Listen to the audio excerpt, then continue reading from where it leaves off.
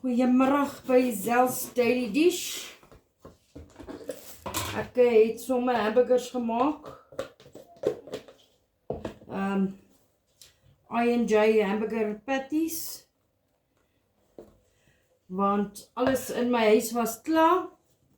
So ek het 'n paar goedjies gaan koop.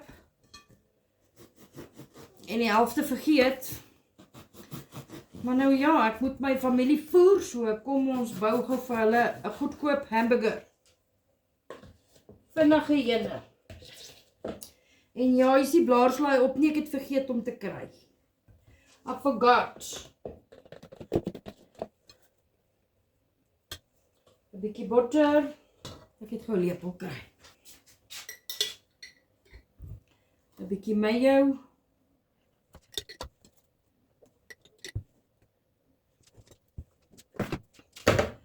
Sissie sin kry 'n tomatietjie, Boetie eet nie tamatie nie.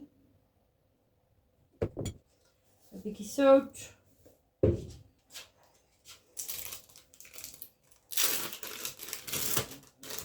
'n plastic cheese. Wy spaar op 'n special vir R29. En 'n patty, 'n I&J patty. Daai sissie sinne.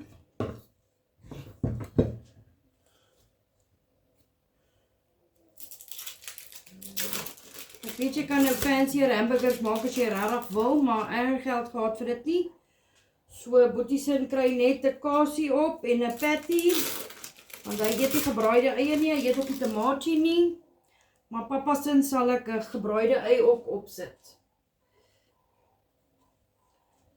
So hierdie is maar Zel's se weergawe. Goedkoop, vinnig, maklik. I&J patty, 'n plastic kasie, bietjie mayo en 'n tamatie. Dit is wat ons eet op 'n Woensdag aand. Kyk, ek weet nie wat se dag is dit nie, ouma hou dit. Julle moet 'n geseënde dag hê. Komment vir my wat julle eet en maak.